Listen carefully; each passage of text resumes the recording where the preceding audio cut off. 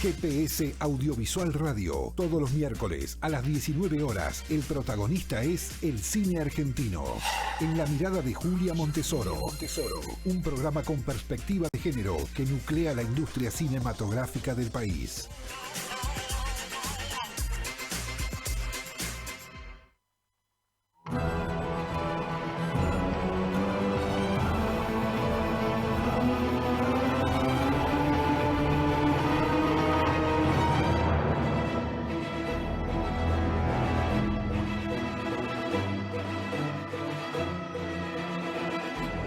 Buenas, buenas, buenas. ¿Cómo están?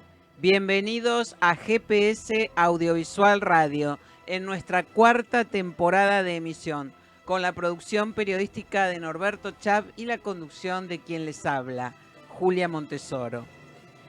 Juan Segundo Álamos es coproductor de Cambio Cambio, la segunda película de Lautaro García Candela de la que venimos hablando, que habla de un fenómeno con mucha vigencia por estos días en Buenos Aires y de esta coyuntura. Me refiero al mundo del dólar blue. Álamos integra la productora 36 Caballos, junto con Iván Moscovich y, recordame entonces, Ingrid Pokropek. Ingrid, exactamente. Ella es entonces la tercera pata de 36 Caballos. Y se asociaron con GON Cine de Magu Javelson y Pablo Piedras para desarrollar este proyecto, que hoy continúa exhibiéndose con singular suceso en salas. Estamos con Juan Segundo Álamos dando comienzo aquí en vivo en los estudios de GPS Audiovisual Radio a esta nueva emisión. ¿Cómo estás? ¿Qué tal, Julia? ¿Cómo estás? Bueno, bienvenido a nuestro programa. Muchas gracias. ¿Cuál es el origen del proyecto y por qué decidiste embarcarte en Cambio Cambio? Bueno, el proyecto nace de Lautaro García Candela, que es el director, básicamente poco después de que él se muda al microcentro. Lautaro allá por 2018, 2019 se muda de su casa en Villa Pueyrredón a pleno microcentro, San Martín y Viamonte, a una cuadra de calle Florida. Y ahí empieza un poco a conocer y descubrir este universo de no solo de los arbolitos, sino de todo ese micromundo de la peatonal, ¿no? Repartidores de panfletos, vendedores de los locales, y arbolitos también, por supuesto. Y de a poco empieza a desarrollar el guión de la película, que lo empezamos a acompañar con Iván Moscovich. Y bueno, a principios del 2021, después de la pandemia, se suma GON Cine al proyecto y bueno, y pudimos empezar a filmar a finales de ese año. Y el por qué me embarco, bueno, primero por una cuestión de amistad, ¿no? Con Lautaro, si se quiere. Yo produje, junto a Tomás Guiñazú, su primera película, Te quiero tanto que no sé, que le hicimos ni bien terminamos la facultad los tres. Y bueno, nada, había sido una experiencia muy grata, prácticamente había sido la primera película de cada uno, ¿no? Digo, tanto de Lautaro como mía, como del DF, como del sonidista. Fue una película iniciática para todos. Y fue casi un proceso natural trabajar con él en la segunda película, que además me interesaba particularmente. ¿Y qué te decidió a producir? ¿Tiene que ver con tus gustos personales o con la propuesta que te estaba haciendo Lautaro? ¿A producir en general o a producir puntualmente? A producir Cambio Cambio. Bueno, o sea, a producirla, porque es básicamente a lo que me dedico, era mi manera en la cual yo podía aportar a la película. Y después me pareció una película como muy interesante para producir, justamente, ¿no? Como que era una película que me interesaba mucho, porque me parecía una película muy atractiva, una película que tenía su lado, si se quiere, más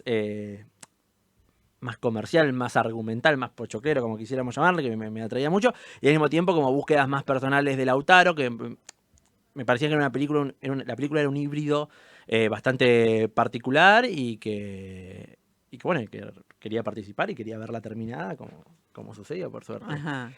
Ahora, bueno, la película tiene, Buenos Aires tiene un rol protagónico en la película y hay también una historia de amor, o sea que entiendo que te referís a eso cuando decís esta especie de híbrido que planteaba cambio.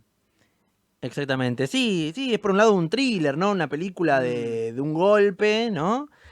Con también una historia amorosa y eso, y es una película sobre la ciudad, ¿no? La arquitectura es algo que está muy presente en la película, ¿no? Como que Buenos Aires en sí es como un protagonista más, uno podría pensar, de la peli. Un poco perdí el hilo.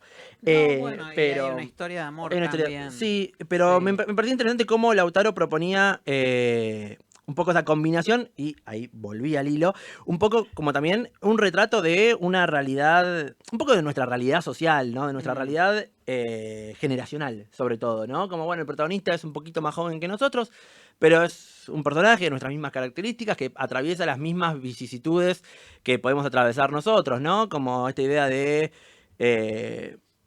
problemas con lo laboral, con el alojamiento, con la vivienda, con el uso de la plata. Digamos, me pareció una película muy interesante porque de alguna manera siento que tanto yo como Lautaro, como otros miembros del equipo, nos veíamos reflejados en esos personajes de esta película. Entonces, nada, me parecía muy interesante. ¿Y qué sabías vos del mundo del dólar blue hasta que te metiste en este proyecto y de ese universo de los cambistas, ¿no? Que es tan particular.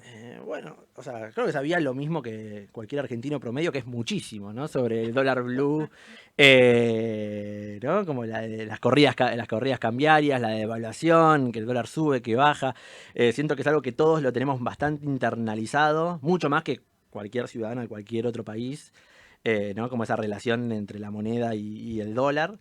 Así que sí, era un mundo en el que estamos bastante metidos todos, en términos generales. Y a lo mejor éramos un poquito más ajenos al mundo de los arbolitos, ¿no? Puntualmente. Justo Iván y yo habíamos filmado hace un par de años también un corto en Calle Florida. Entonces ya teníamos la experiencia de filmar en Florida, lidiar con los arbolitos, con el tránsito de gente.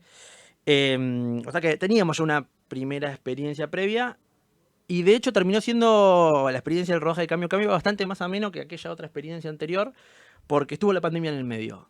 Y digamos que la peatonal en 2019, que era cuando habíamos filmado ese corto, ya era muy distinta a como era en 2021, ¿no? Había algo del tránsito que había bajado, los oficinistas que se habían ido, y de repente el panorama era otro, más tranquilo y bueno, un poco más ameno también para un rodaje de tantas semanas ahí. Ujú, ujú. Ahora, bueno, 36 caballos se asocia con Gong Cine para producir Cambio. ¿Cómo distribuyeron los roles de cada compañía productora?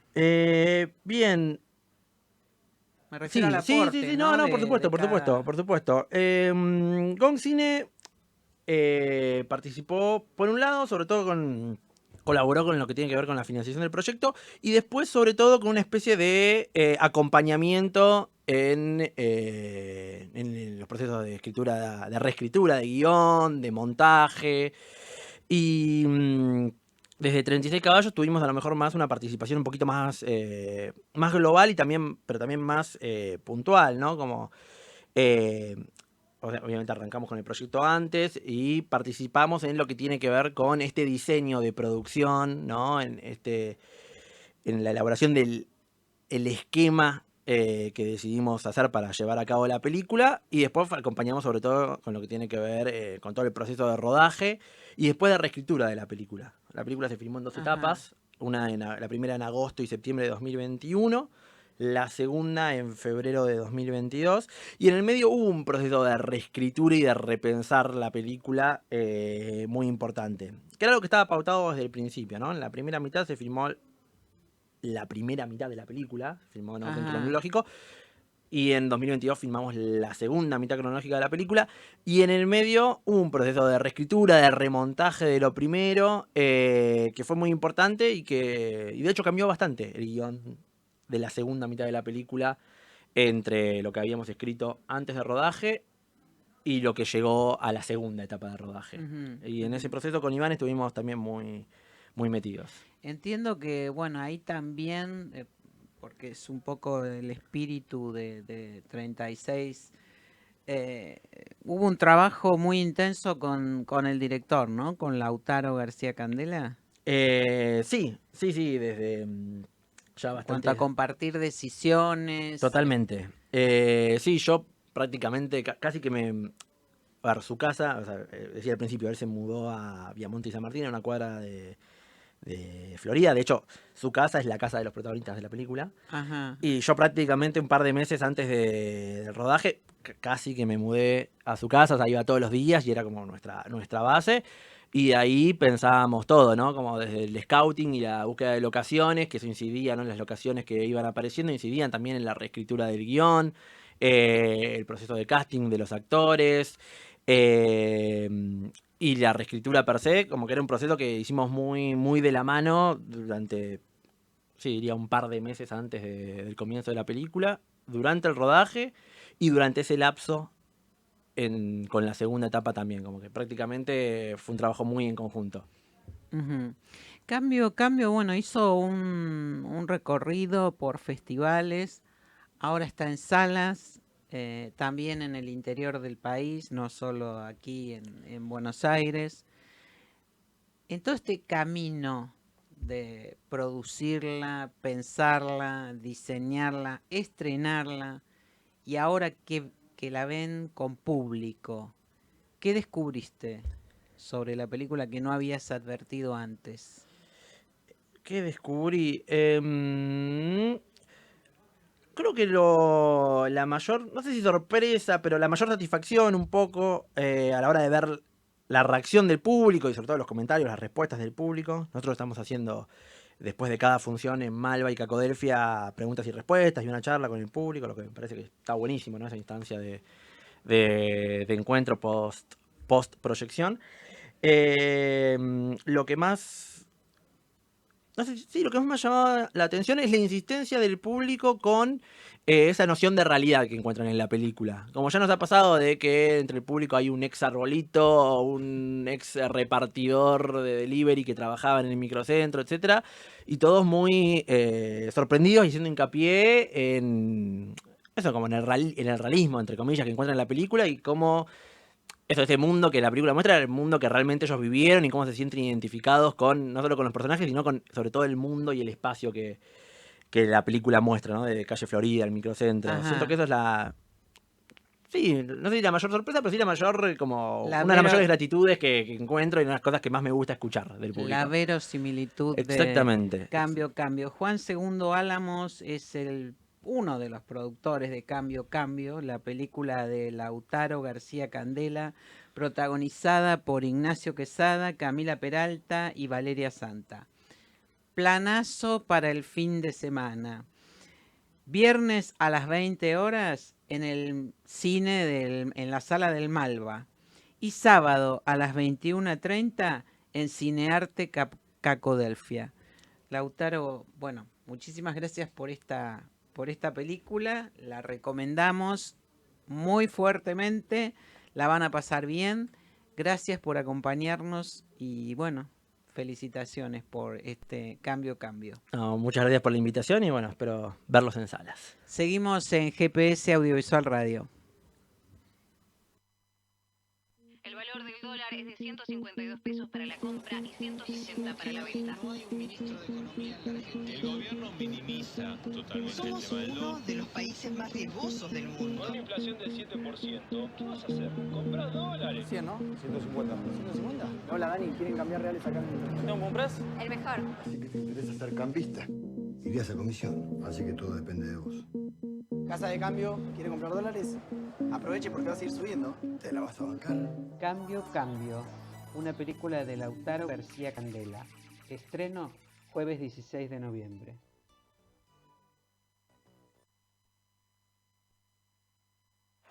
el Azteca repleto. Le damos la bienvenida a Argentina, quien participará por primera vez de un mundial.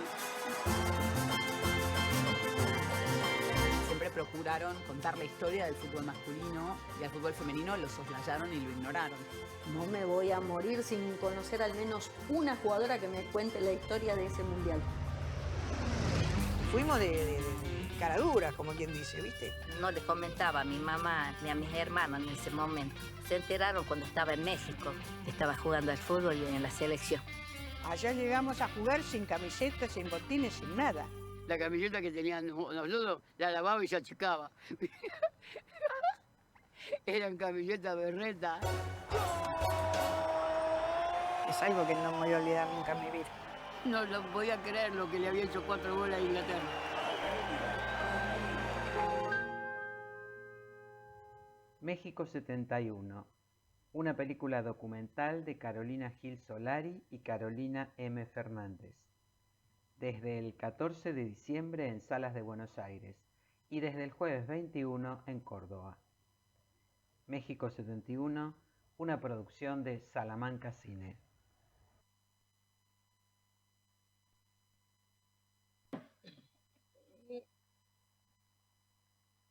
México 71, el documental codirigido por Carolina Fernández y Carolina Gil Solari, que se estrena el jueves 14, dará visibilidad a la épica de las pioneras del fútbol que hace más de medio siglo jugaron un mundial.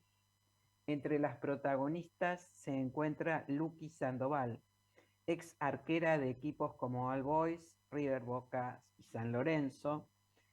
Ella no perteneció a la generación del 71, pero 2 décadas después se tomó la misión de buscar a aquellas pioneras y volver a reunirlas. Estamos con Luqui, es un gusto saludarte. ¿Cómo estás?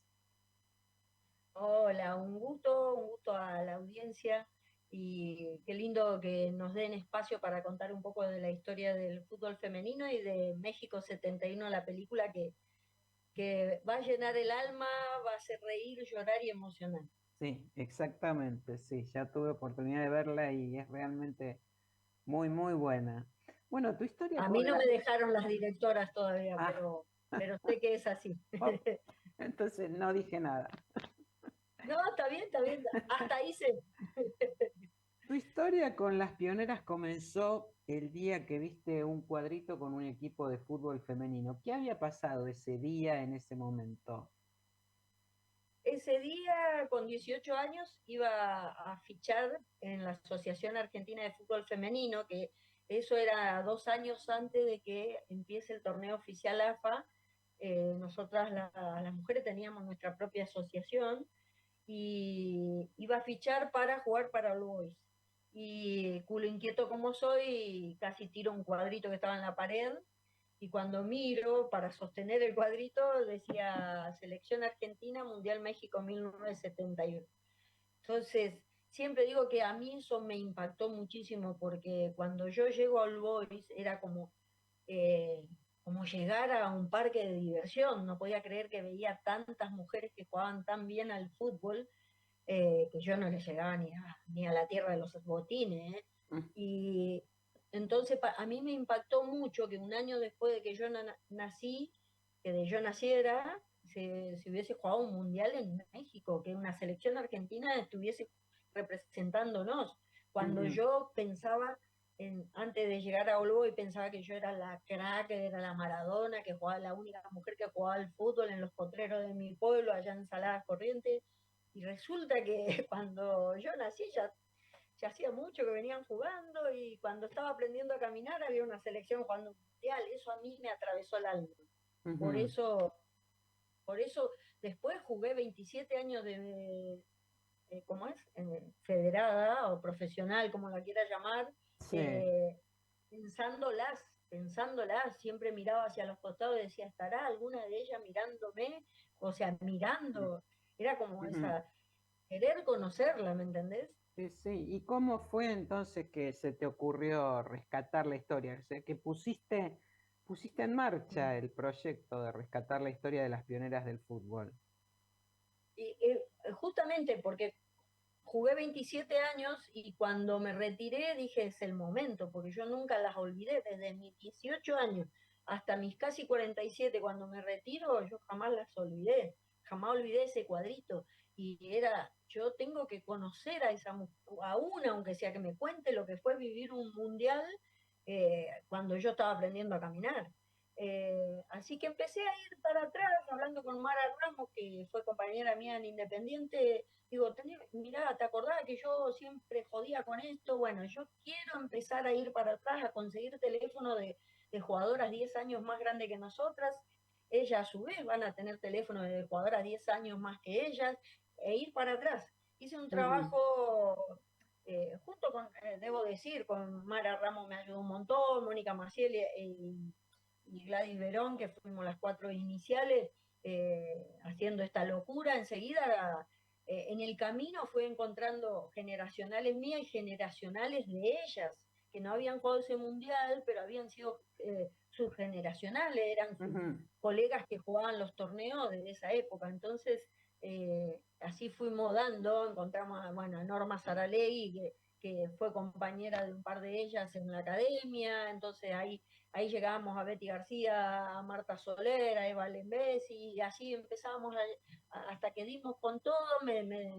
Me llevó prácticamente 4 años llenar mi álbum con las 10 que todavía nos queda de ese 16 del plantel que viajó, porque desgraciadamente 6 ya no están, se fueron muy, muy jóvenes,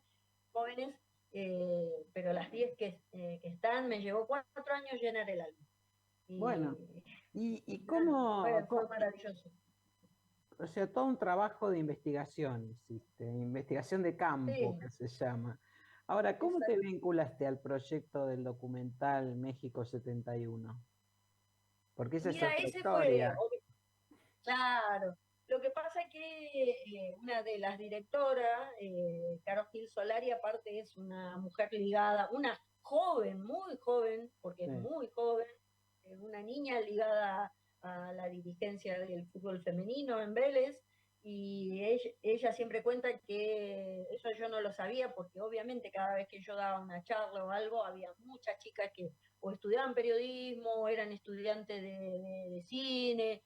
De hecho, ella hizo un corto relacionado al tema, y bueno, hasta que un día me llama y me dice, mira, Luqui, tenemos la idea de hacer esto, y para mí, pobre, decía, uy, una más que va a hacer esto, y hasta que le digo, bueno, yo te paso el teléfono de las 10 mundialistas y contactate con ellas.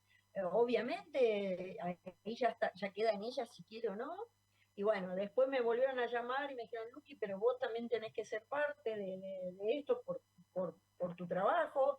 Así que bueno, cuando volví de un viaje nos reunimos ahí en Salamanca Cine, tanto con Caro Fernández como Caro Gil Solari, y me contaron el proyecto y empezamos inmediatamente a continuar con lo que ya habían filmado, y fue maravilloso, la verdad, el entusiasmo.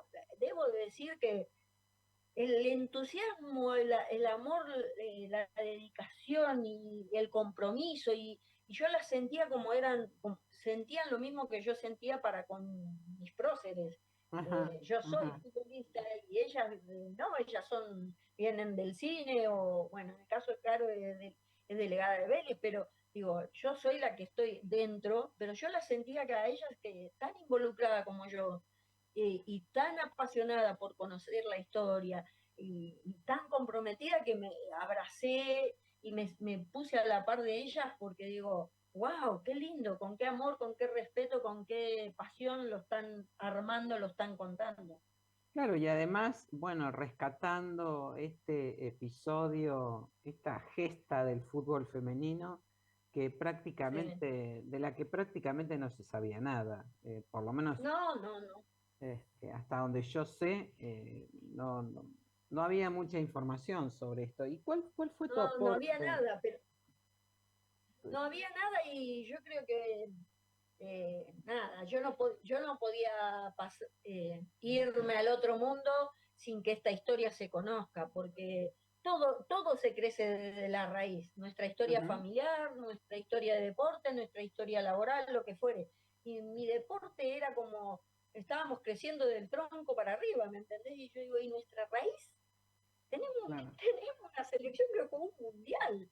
Y después, bueno, me acuerdo una vez, también a raíz de esto de ir investigando, ir conociendo nuestra propia historia y todos los 14 de mayo me saludaban para el Día del Futbolista y digo, no, che, tenemos un día histórico, un partido que marcó en la historia de nuestro deporte, que fue cuando le ganamos a Inglaterra 4-1 con goles de nuestra número 10, 4 goles de nuestra número 10, 15 años antes de que Diego haga los 2 goles maravillosos que hizo, sobre todo el gol del siglo, ¿no? Pero digo, pucha, el 21 de agosto debiera de ser nuestro día, así que bueno, ahí empezar de vuelta a transitar los recintos, hasta que la legisladora Andrea Conde lo transformó en proyecto de ley, lo presentó, en la legislatura no pasó, pero lo pasaron a diputado, en diputado de la Nación lo sancionaron enseguida, y después tardó un año,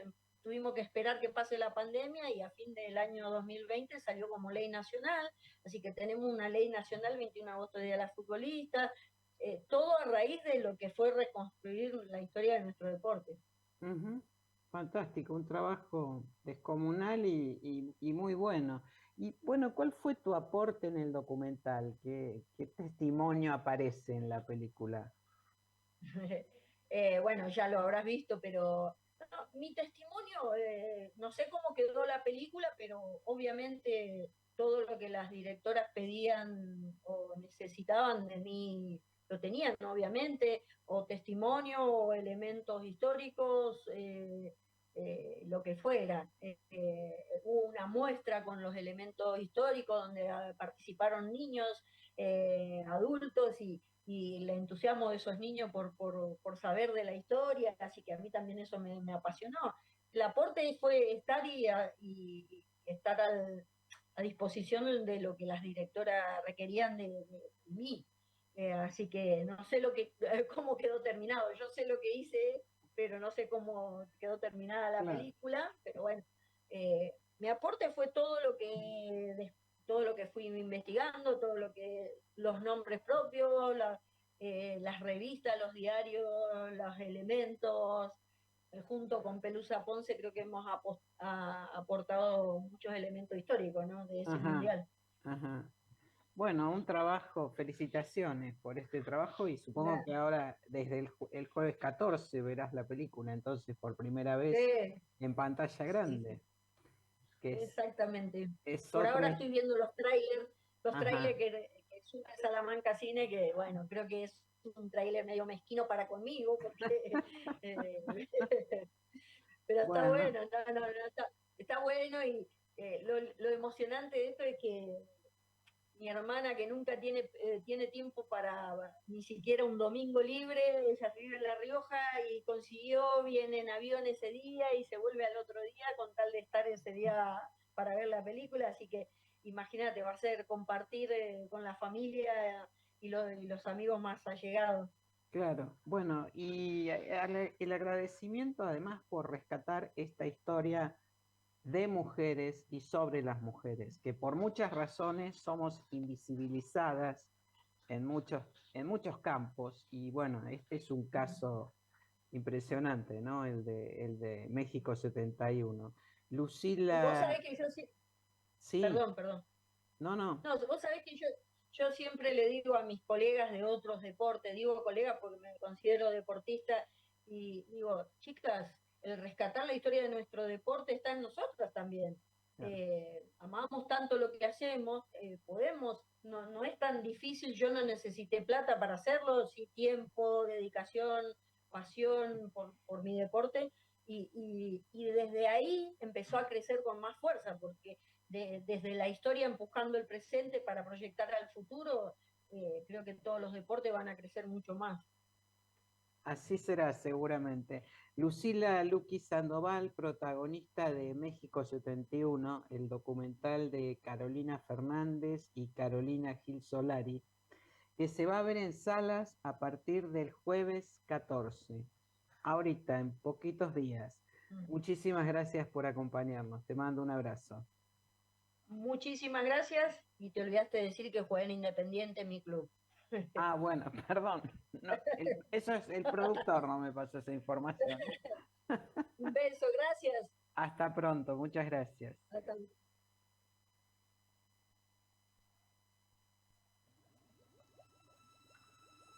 Yo era un hombre infeliz. No estaba contento con mi vida. Y tuve una decisión. Llámelos. Ellos se van a ocupar de hacer desaparecer el problema.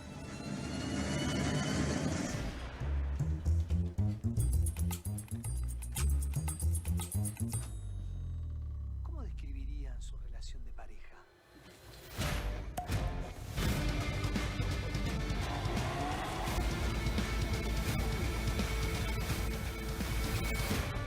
Normal. Bájate del auto. ¡Ponete de acuerdo! ¿Qué sos?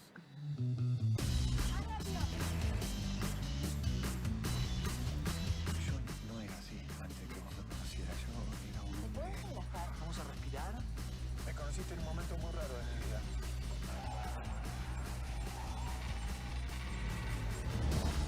¿Vos sabés lo que está pasando? Vos trabajás en la CIA, en la KGB, vos trabajás en inteligencia, así eso debe pasar. No tenés idea de quién soy yo.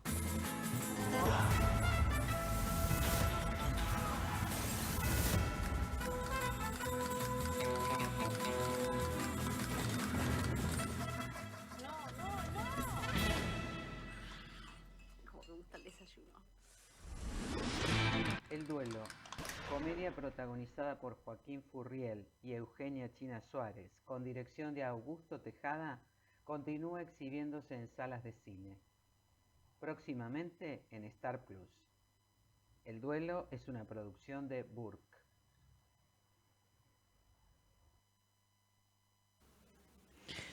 El Observatorio Igualdad Audiovisual anunció el lanzamiento de su sitio web en el marco del recientemente concluido Mercado Ventana Sur.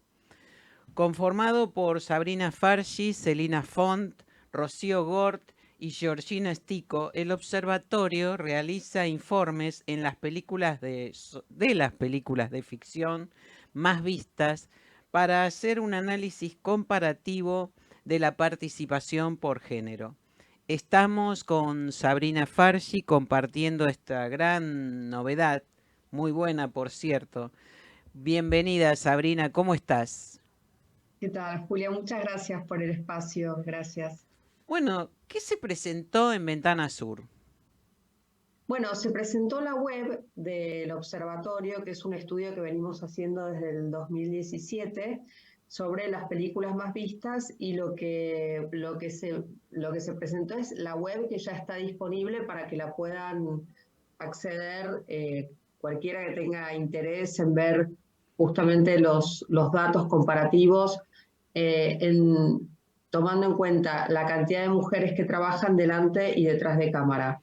La diferencia que tiene este observatorio con otros es que nosotras no solo analizamos la cantidad de mujeres que trabajaban detrás de cámara, los roles, sino que vimos el concepto de triada, que es algo que nos pareció que era importante porque tomamos como triada dirección, producción, guión, que sería como la cabeza troncal del proyecto y desde donde justamente se pueden intentar modificar temas que tienen que ver con la igualdad, ya sea desde la narrativa, o sea, las historias que se cuentan, como también la conformación de los equipos de trabajo. Y también analizamos las películas desde su contenido, o sea, es un análisis cualitativo, digamos, de viendo, por ejemplo, qué tipo de personajes eran los que personificaban las mujeres, si había roles con, por ejemplo, hay un año que, por ejemplo, en el 2017, solo el 2% de personajes tenían alguna discapacidad, o, por ejemplo, en el 2018 solo había un personaje transgénero y era prostituta. Digo, ese tipo de cosas que fuimos analizando, viendo las películas, que arrojan datos muy interesantes sobre qué historias se cuentan, cuáles son las historias que se consumen, ¿no? Digo, por el público. Sí. Y eso es lo que va dando cuenta de la sociedad que conformamos, ¿no? También. ¿Y qué va ocurriendo con nuestra industria audiovisual, por otra parte, ¿no? En esos Totalmente. temas. Ahora, ¿qué permite la creación de un sitio web? ¿Qué les permite? Y de paso, además, digamos, ¿cuál es ese sitio web para el que esté interesado, para quien esté interesado en verlo y, bueno, y adentrarse en ese universo? ¿A dónde tiene que dirigirse? Sí, primero que es un sitio web muy accesible, digamos que tiene preguntas tipo, ¿sabías que en el año tal y tal? ¿Sabías que algo de una manera muy dinámica, que puedas rápidamente tener acceso a los datos? Están año por año y están los informes también, o sea que podés leer lo que sería lo que llamamos tortas, ¿no? Los gráficos, pero también un análisis de cada uno de los años que se hicieron año por año. La web es igualdadaudiovisual.com.ar. Y también tenemos un sitio en una IG en Instagram, que cada tanto vamos a ir subiendo también información. La idea es que estos informes se los puedan descargar y creo que son datos de mucha utilidad, primero para aquellos que conciben contenidos, ¿no? Para ver qué es lo que se viene haciendo y cómo modificar esas realidades, porque también me parece que una vez que tenés claridad de qué historias se cuentan y los estereotipos que se mantienen, creo que si uno habla de realizar contenidos originales, creo que justamente el punto de vista es uno de los ejes de la originalidad y desde ahí todos aquellos que desarrollen contenidos de cualquier formato audiovisual, creo que puede ser interesante. También aquellos que quieran modificar realidades a través de políticas dentro de las organizaciones, las productoras y por supuesto políticas de Estado. Ahora, ¿en qué estado se encuentra la actividad del Observatorio Igualdad Audiovisual? Nosotros ahora estamos relevando los últimos años, que fueron muy difíciles porque al tomar, por ejemplo, los años de la pandemia, era muy complejo ver medir el tema del rating de las 10 películas más vistas, justamente porque había poco acceso a salas, y entonces ahí hay que ver cómo vamos a hacer ese corte. Pero bueno, ahora estamos justamente desarrollando estos nuevos informes y pronto los vamos a dar a conocer. ¿Y qué propuestas hay para 2024, Sabrina? Respecto a la actividad del observatorio, bueno, la presentación de este sitio web, es todo muy dinámico, ¿no es cierto? Imagino que ustedes también se estarán planteando. Lo interesante es ver cómo va cambiando, ¿no? Cómo va cambiando, si es que se mantienen algunos valores. Por ejemplo, darse cuenta que, no sé, en el rubro donde menos mujeres hay es en música, cuando en realidad sabemos que hay muchas mujeres que son compositoras y que podrían acceder a ese rol y sin embargo, por algún motivo, no son convocadas. Por lo menos no son convocadas en las 10 películas más vistas, reitero, de ficción, ¿no? Creo que es también interesante ver ese recorte, porque dime qué consumes y te diré también qué tipo de espectador se forma, ¿no?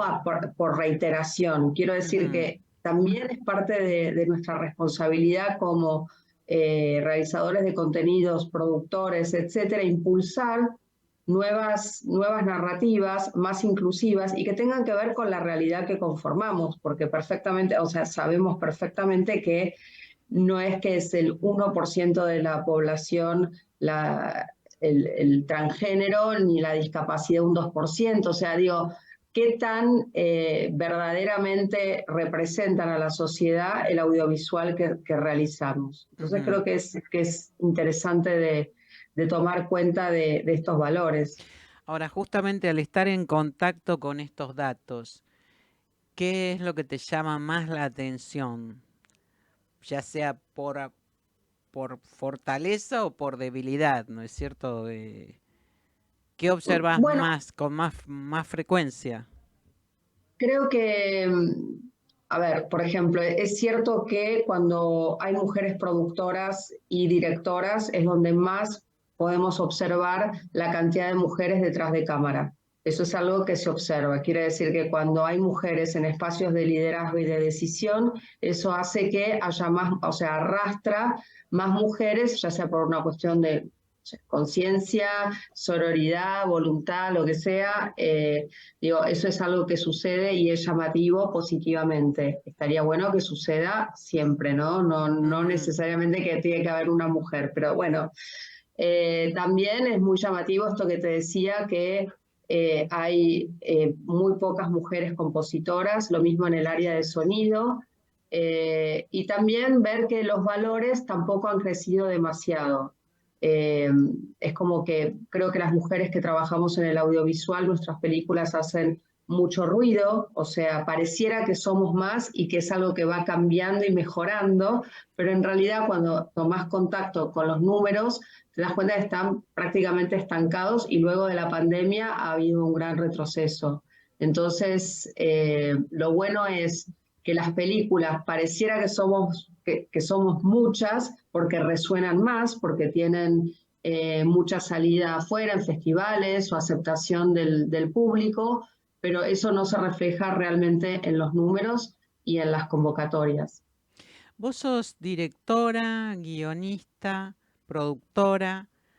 ¿Cuánto influyó en vos, en tu forma de concebir un contenido, todas estas investigaciones y bueno, el trabajo que están realizando desde el Observatorio de Igualdad Audiovisual? ¿Qué te impulsó a modificar? Mira, creo a ver, no sé, creo que es una cuestión de no sentir que es un tema personal. Me parece que ver que las trayectorias laborales de las mujeres son muy parecidas, salvo honrosas excepciones, que podríamos contarlas con los dedos de la mano, de una mano, ¿no? Donde vos decís, bueno, estas son las 5 directoras más reconocidas argentinas, pero hay un montón de mujeres con una gran trayectoria, hay mujeres que se están formando y que están realizando sus primeras películas. De hecho, vos sabés que dentro de las carreras audiovisuales, más del 50% son mujeres en las áreas de dirección y dirección de cámara, y eso no se ve reflejado en la cantidad de películas realizadas o estrenadas. Entonces, a mí eso es algo que me da ganas de investigar y de apoyar que se profundicen cambios para que haya más acceso a las mujeres en el audiovisual, porque creo que si somos la mitad de la población, pues entonces eso tiene que ser reflejado en la cantidad de historias que se cuentan. Claro, y cómo se cuentan, ¿no? Y cómo nos reflejan esas historias.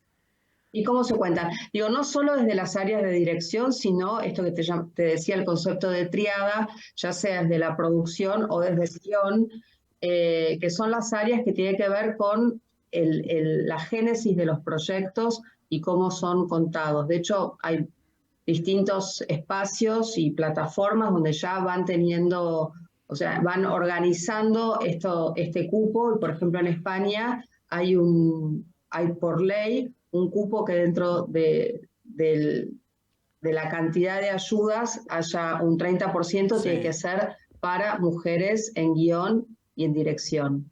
Entonces, creo que eso hay que fortalecerlo porque las trayectorias de las mujeres son, digamos, no existe una igualdad real cuando las mujeres realmente tienen que dividirse en sus tareas o no pueden desarrollar su profesión igual que los varones. O sea, si no tenés las mismas oportunidades, no porque no te hayas podido recibir, sino porque tenés que tener otras tareas, otros trabajos, corriendo de un lado para el otro, etcétera, etcétera. Un medio que limita, ¿no es cierto? Exactamente. Sí. O sea, yo siempre digo, ¿por qué en La Mujer y el Cine se presentan un montón de cortometrajes y películas que yo después, que tengo oportunidad de ser jurado en otros espacios, digo, pero ¿por qué no se presentan? Y claro, o sea, cuando terminás el día y te querés presentar un fondo, O sea, ya, digo, Las volviste de cosas trabajar. cambian, sí, exactamente. Todo el día. Sabrina, Los chicos, no tenés tiempo. Sabrina Farchi, bueno, integrante del Observatorio Igualdad Audiovisual, un auxiliar esencial de la industria audiovisual argentina con relación a la perspectiva de género. Muchísimas gracias por este aporte y por este contacto. Te mando Bueno, muchas un gracias, abrazo Julia, por grande. apoyarnos siempre. Gracias. Seguimos en GPS Audiovisual Radio. Dígale a don Giuseppe que los del Vecchio no tenemos ningún precio.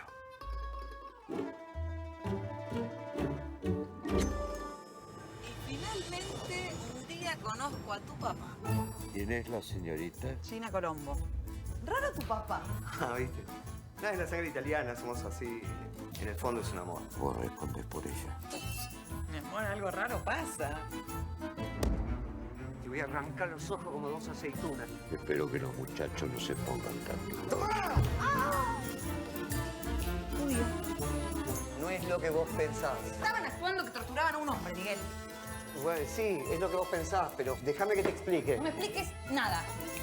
Con la ayuda de Salvador, como consiglieri, Carola y los empleados, le hacemos creer a mi papá que es un capo de la mafia. ¿Tu papá mata gente? No, mi papá no mata gente, el que mata soy yo. ¿Vos estás loco si crees que yo me voy a meter en algo así? Vos tenés un mejor manejo de esta situación, sos psicóloga. ¿Me trajiste acá para que yo fuese de terapeuta? ¡Ay! ¿Cómo fue el arreglo? ¿Entendés que vino la mafia? Mamá, ¿qué haces acá? Se van a dar cuenta y nos van a matar. Avanti. No sé cuál de los dos tiene más problemas. Ese maldito anillo. ¿Cómo costó, eh? No.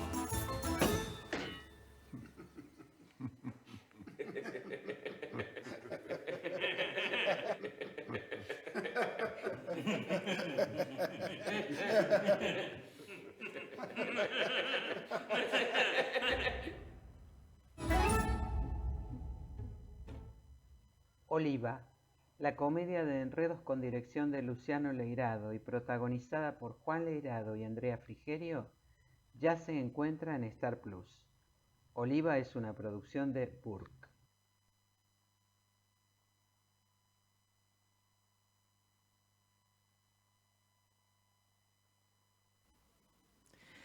Luciano Leirado estrenó en septiembre último su ópera prima, Oliva, una producción de Burke que en muy poco tiempo se convirtió en un éxito en salas y desde noviembre se encuentra en la plataforma Star Plus. Se trata de una comedia protagonizada por su papá, Juan Leirado, que interpreta a un megalómano que se cree un Don Corleone del aceite de oliva. Y junto a él está Andrea Frigerio. Estamos con Luciano Leirado. Muchísimas gracias por acompañarnos, Luciano. Bienvenido a GPS Audiovisual Radio. ¿Cómo estás? Gracias a vos, primero por el espacio. La verdad que hoy tener programas que hablan de cine, que eso nos gusta tanto y cómo lo tratás, primero agradecido por eso y gracias por la invitación. Bueno, muchísimas gracias, Luciano. Oliva originalmente era un texto escrito por tu papá para ser recreado en teatro, ¿no? Y luego, bueno, toma esta forma de audiovisual. ¿Cómo se dio este proceso? ¿Vos participaste en la escritura del guión? Sí, originalmente es una obra de teatro de mi padre junto a Lisandro Fix. Ellos venían trabajando juntos, habían hecho Un enemigo del pueblo con la adaptación de Lisandro y escriben esta obra de teatro que se llamaba Extra Virgen, me invitan al estreno y cuando veo la obra me quedo como bastante alucinado con la idea original de la obra de este hombre que ante un hecho traumático se cree otra persona. Y yo estaba con ganas ya ya estaba escribiendo y demás, y junto con Agustín Rolandelli, mi socio de aventuras en todo esto, empezamos a hacer una adaptación, a ver a dónde nos guiaba.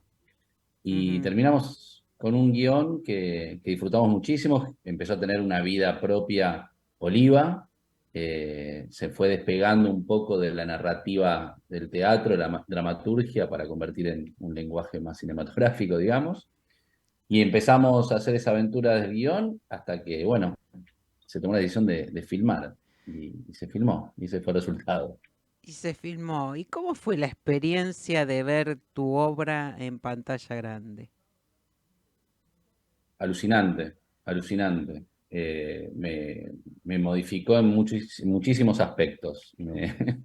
Me hizo repreguntarme cosas, aceptar, confiar.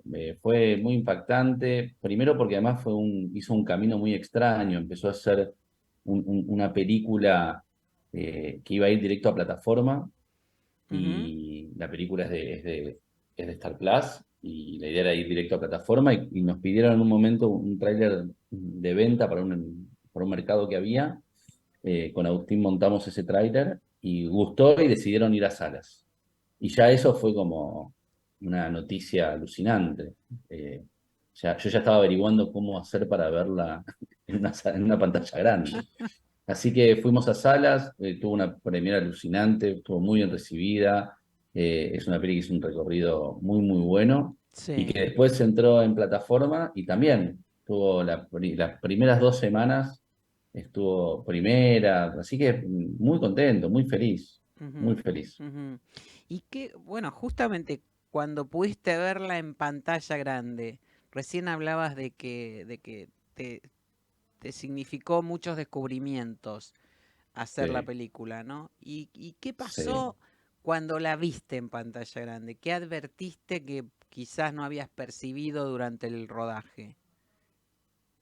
No, lo que me pasa en general fue que después de terminar la película aprendí a hacer oliva, entonces hubiese hecho de vuelta oliva con otra experiencia y seguramente esa experiencia me hubiese permitido tener otro aprendizaje. Ajá. Entonces, pasó o sea, es como, la ciclotimia que tuve con la película duró muy poco.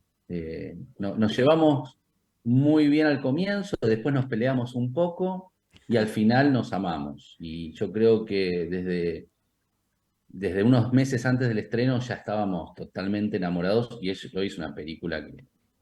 Primero llamar la película, ya es una película, tiene todos los condimentos, es la película que yo quería hacer, pude tomarme los caprichos que tenía ganas para hacer en mi ópera prima, cometí los errores de ópera primista también y eso me permitió aprender, y después valorar la aventura que lleva a hacer una película, ¿no? No, y una película de estas dimensiones, además.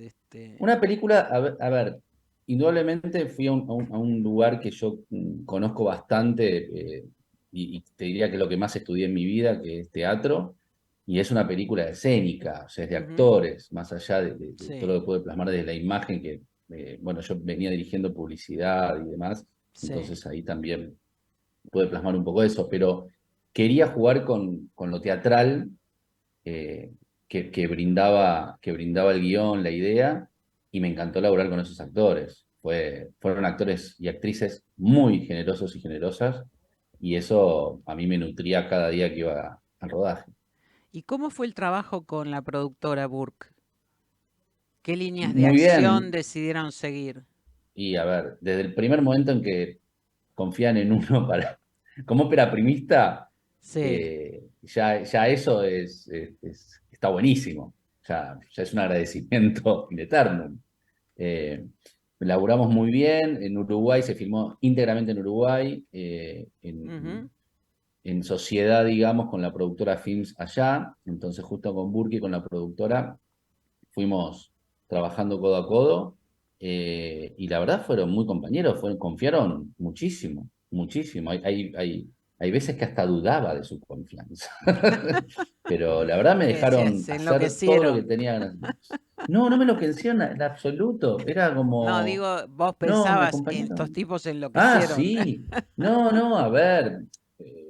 Viste, en un universo con tantas devoluciones Claro. de golpe fue muy tranquilo, fue muy bueno, acompañaron, me permitieron jugar y también fueron partícipes del juego, todos. Fue una película súper colectiva también.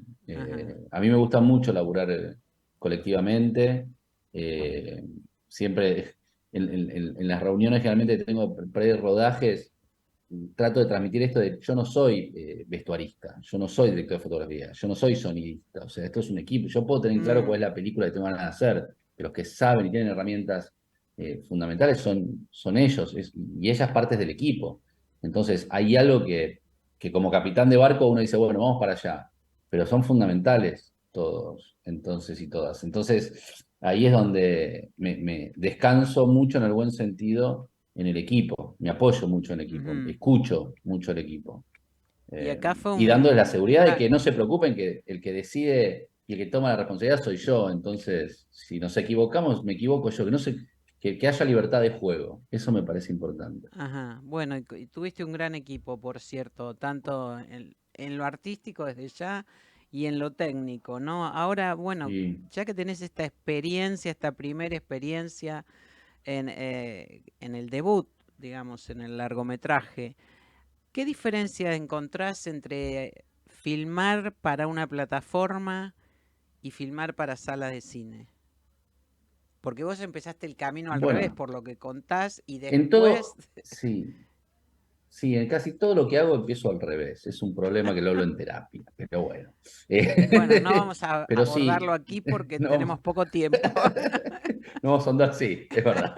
No, a ver, yo creo que lo que pasa con las plataformas hoy es que es lo que pasaba, no sé, en los 40 con los estudios. Entonces, hoy hay un tipo de cine que sale desde las plataformas y que es, de alguna manera, importante también para que se siga haciendo cine. Si no, hay mucho cine que hoy no podríamos ver si no fuera por apoyo de las plataformas. Y hoy nos permiten las plataformas tener un canal en el cual podemos transitar desde que tenemos un guión, se desarrolla y demás, que quizás es un poco más fluido.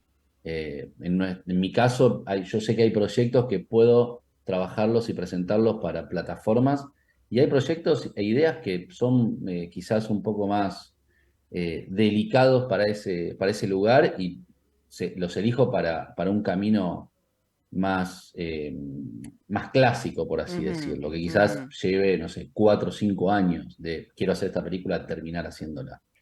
Bueno, pero soy de los que defienden las plataformas porque hoy muchos estamos trabajando también por las plataformas y los equipos y demás, pero hay que ir al cine. Para mí las películas se ven en el cine y no sé, voy al cine, vivo a 2 cuadras de una cadena de cines. En este momento mi hija está en el cine, o sea, es una casa que se alimenta del cine mucho, no solo porque trabajamos relacionados al cine, sino porque nos nutrimos viendo películas. Bueno, Luciano Leirado, director de Oliva, la comedia con Juan Leirado y Andrea Frigerio, que actualmente se puede ver en Star Plus, luego de una trayectoria exitosa por salas. Muchas gracias por acompañarnos. Te mando un abrazo muy grande. Muchas gracias a vos y por el espacio. Nos estamos despidiendo hasta el próximo miércoles. Esta fue una nueva emisión de GPS Audiovisual Radio. Gracias por acompañarnos. Nos encontramos a las 19 en vivo el próximo miércoles. Gracias, Cabra, perdón. Y gracias, Alina. Bueno, un gusto muy grande haberlos acompañado. Nos encontramos el próximo miércoles a las 19. Y ya saben, como decimos siempre, vean cine argentino. Hasta la semana que viene.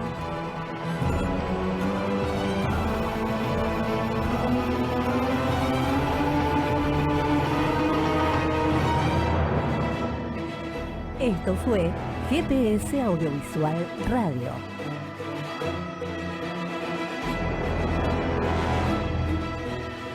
Los esperamos el próximo miércoles a las 19 horas por Radio Tren Topic.